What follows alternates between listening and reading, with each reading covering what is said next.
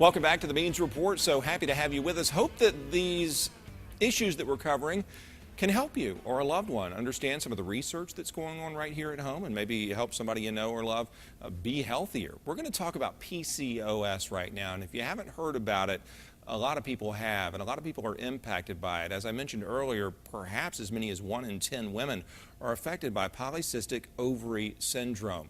Dr. Lawrence Laymon, who is the Chief of Reproductive Endocrinology and Genetics at Georgia Health Sciences University, MCG. You help me through this, Dr. Laymon. Yes, Medical College of Georgia. Right, Medical College of Georgia. Also in the Department of Obstetrics and Gynecology. Yes, that's right. You are a busy man. Yes. We appreciate you being here, and I appreciate the work you're doing on PCOS. And would you think that that's true, that a lot of people haven't heard of it, even though it's something that's pretty common, right? Yes, it's very common. If you look at women who have problems with their periods, either too infrequent or frequent, it's about 70%. Unbelievable. 70%, and this is largely due to these women producing too much of a certain type of hormone. Please help me with that. Yeah, it's a little unclear what the real cause is, but basically people don't ovulate, and they get increased production of male hormones that can cause hair growth, and that probably affects ovulation as well. So they tend to get hair growth, irregular periods, and they have polycystic appearing ovaries on ultrasound. When could you first notice something like this? At a young age, at an advanced age, or if mom or grandmother had it? How do you know that you might be susceptible to PCOS? Usually it's people in the reproductive years. They have irregular periods or they're trying to become pregnant, because it does cause infertility too. But sometimes adolescents can have it. They can have increased hair growth, and you suspect that it could be present in them. It's a little harder to tell in adolescents, but you can. I mentioned at the top of the broadcast that it could also lead to obesity. Is that something that if you think, and don't let me make too much of a leap here, but if you think that you're doing what it takes to eat right and stay in shape, yet you're losing that battle of the bulge, is that also a sign or symptom? A lot of women with PCOS are obese, but 20 or 30%, depending what part of the country, are not obese. So it's not clear that that is a cause. It's often associated, and it certainly exacerbates it.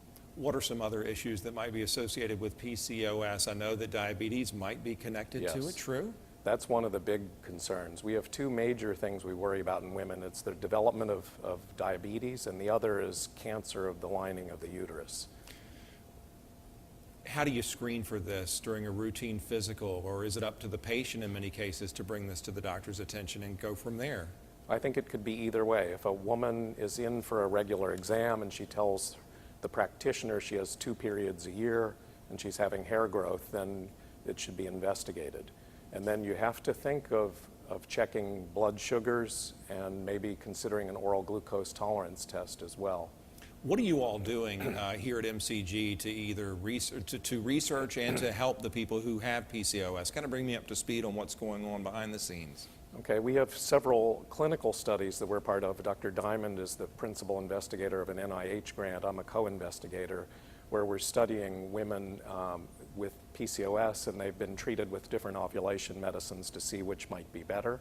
And then in clinical practice, we see a lot of women. There are people trying to become pregnant. There are people that just have irregular periods, and we're trying to help them with that. And sometimes it's people that just come in with hair growth, and they want treatment for that. What is an irregular period? Every other month? How's it work? I mean, usually people say 8 or 9 periods a year. If you have less than that, that qualifies as PCOS. But the typical patient has maybe a period every 1 to 6 months. Where does the hair growth show up? It can be anywhere. I mean, it's often on the face. It can be on the chest or the stomach. It can be on the arms and the back. But, most concerning to patients is usually on the face and chest. Are we talking about, well, let me rephrase that. Is there any way that you can help these patients go from knowing that they have PCOS to giving them some sort of hope that they will have children? I mean, it's not a permanent infertility sentence because you're diagnosed, is it? That's correct. So ovulation is one key factor. You have to also have intact tubes, and there has to be sperm. But we can get most people to ovulate, fortunately, the medicines. And in fact, Dr. Greenblatt, who was here, was one of the first persons to use clomiphene which has been used for many, many years to induce ovulation, and he showed that it induced ovulation. Okay, so you've had success. So these Yeah, patients it works should very well. I mean, that's wonderful. Yeah. It's a thing that should bring hope and optimism in the patients.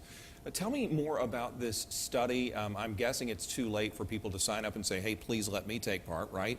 It's already underway. Well, we have 2 studies that have been published that have looked at different medications. One was comparing clomiphene and another medicine, letrozole, and it showed that letrozole is slightly better than clomiphene for inducing ovulation. We do have some other studies that are on the pipeline, but right now it's not started yet.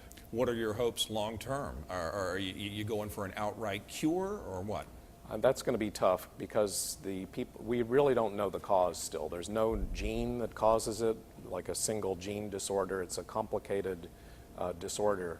I think what we try to do right now is treat the symptoms. So if patients want to become pregnant, we induce ovulation. If they don't want to become pregnant, then we try to deal with the hair growth and to try to make their periods regular to prevent cancer of the uterine lining. Yeah, I wanted to move on to the other symptoms that you might address besides the fertility issues. What can you do about the hair growth? I know that there are folks who watch this show who might be saying, okay, I hear what the doctor is saying, now help me get rid of this facial hair. That'd be a wonderful first step. It is. I mean, it's a tough problem, but what we do is usually use birth control pills.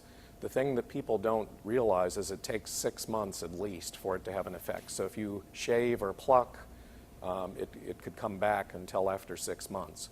But in many people, birth control pills aren't enough, and we add a second medicine. Spironolactone is usually the one we use, and then that helps as well. So adding both together is usually the first line of therapy.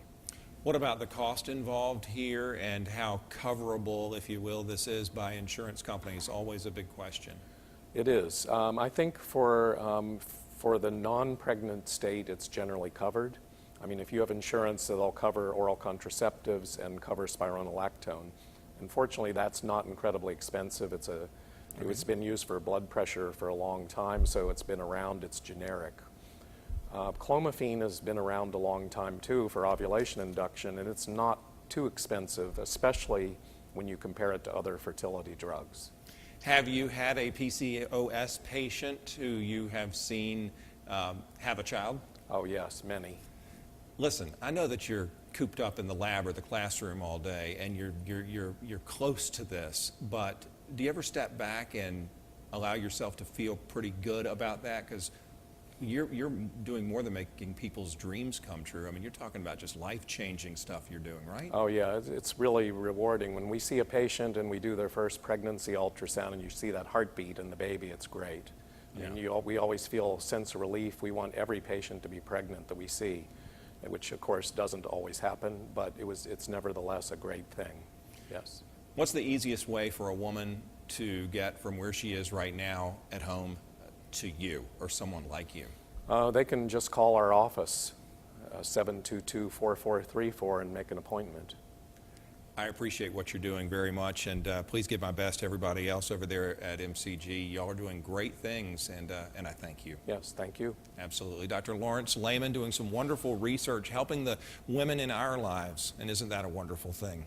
When the Means Report continues, we will have another wonderful thing for you, a story to lift you up and send you out into the world on a high note. There's enough negativity on the air these days, isn't there? Well, we'll try to change that as we wrap up this edition of the Means Report in just a moment.